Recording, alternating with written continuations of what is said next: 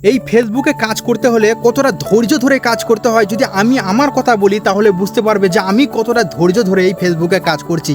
তো বন্ধুরা, আমি 2 বছর আগেকার কথা বলছি, যখন আমি ভিডিও করা স্টার্ট করি তো তখন মনিটাইজেশন পাই, তখন অ্যাড অন রিলস ছিল, এখন তো কন্টেন্ট মনিটাইজেশন দিয়েছে। তখন অ্যাড অন রিলস সেট পাই, প্রথম একটা পেমেন্ট তুলি, ছোট্ট একটা পেমেন্ট। তারপর আমার সমস্যা হয়ে যায় ফেসবুকে নট রিকমেন্ডেশন। তো এই প্রবলেমটা এমন একটা প্রবলেম, মানে ভিডিও তো আমি ছাড়ছি, পোস্ট করছি, কিন্তু মানুষের কাছে পৌঁছাচ্ছে না, ঠিক আছে। তো খুব সমস্যা হতো। 4 মাস আমার ছোট ছোট পেমেন্ট আসতো, $10, $20, $15 এই রকম ছোট ছোট পেমেন্ট পেতাম। কিন্তু আমার সাথে আমার ক্যাম্পে আরও মানুষ ভিডিও বানাতো, তাদের কিন্তু পেজ ভালো ছিল আর তারা বড় বড় পেমেন্ট পেত। আবার তখন কি করতো, ফেসবুক বোনাস দিত। $100 যদি হয় তাহলে ফেসবুক $200 করতো।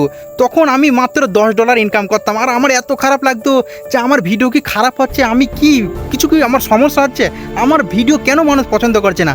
আমি বুঝতে পারছি যে আমার নিজের 100% আমি দিচ্ছি ভিডিওতে, তারপরেও কিন্তু আমার ভিডিও ভাইরাল হচ্ছে না।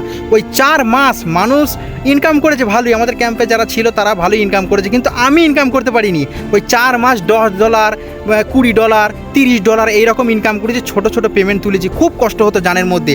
তারপর 4 মাস ধৈর্য ধরার পর আল্লাহর কাছে মানে এত শুকরিয়া আদায় করলেও কম হয়ে যাবে, মানে এত পরিমাণে ভালোবাসা মানুষ আমাকে দিয়েছে, এত পরিমাণে মানুষ আমায় ভালোবাসা দিয়েছে। আজকে প্রায় 8 লাখ ফলোয়ার্স হতে চলছে।